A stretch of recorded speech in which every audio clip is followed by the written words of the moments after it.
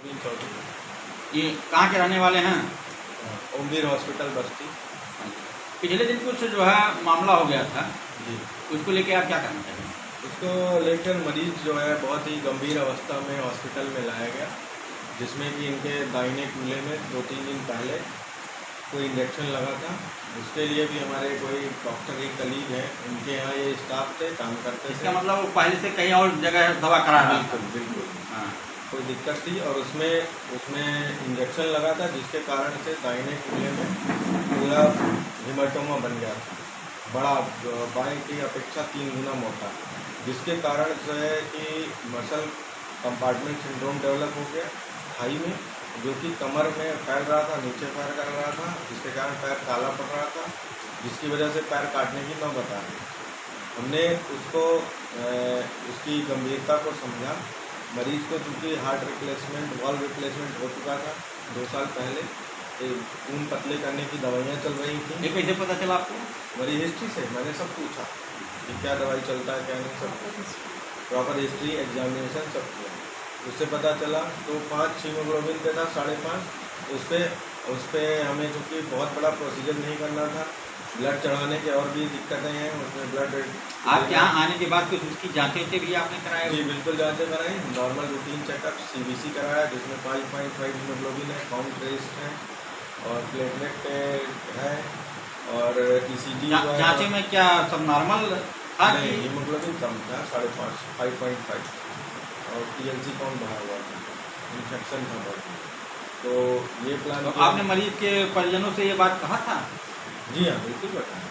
खून कम है और उनको दिक्कत है और उनका छोटा चीरा लगाकर ऑपरेशन किया गया, जिसमें कि मसल फैसिया को ओपन करते हैं और उसको, जिससे कि जो प्रेशर हमारा रिलीज करना था उसमें जो कंपार्टमेंट डेवलप हो गया, उसमें तो ब्लड तो अब नहीं आएगा।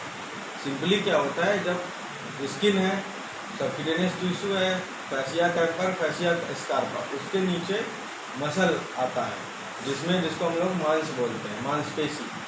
उसके अंदर क्या होता है कि फ्लूइड एक्यूमुलेट जमा हो जाता है बहुत ज़्यादा, जिसकी वजह से प्रेशर डेवलप होता है, जिससे कि नर्व, वेसल, आर्टरी पे कंप्रेशन पड़ता है, जिससे कि पैर काला हो सकता है। वो बहुत खतरनाक स्थिति आती है। तो उसमें केवल उसी कंपार्टमेंट को रिलीज करना था, थोड़ा सा चीरा देना है, जिससे प्रेशर कम हो जाए और फिर वो धीरे धीरे एग्जीक्यूटिव फ्लूइड निकलेगा।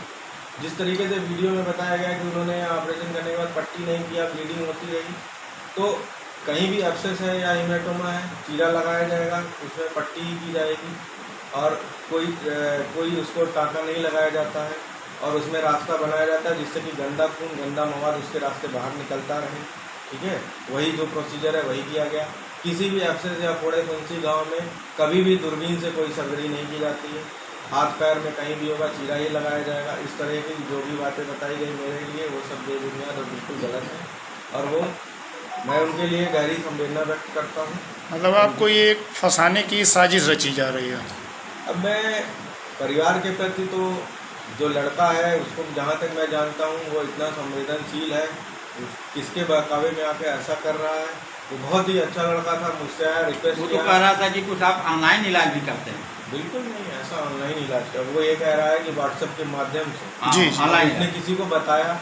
आप CCTV फुटेज में देख सकते हैं, हमारे हॉस्पिटल में 1-1 मिनट की रिकॉर्डिंग है। 1:09 पे स्टाफ का फ़ोन आया है, मैं लोअर टी-शर्ट में 1:10 पे आ गया, तुरंत मरीज को अटेंड किया।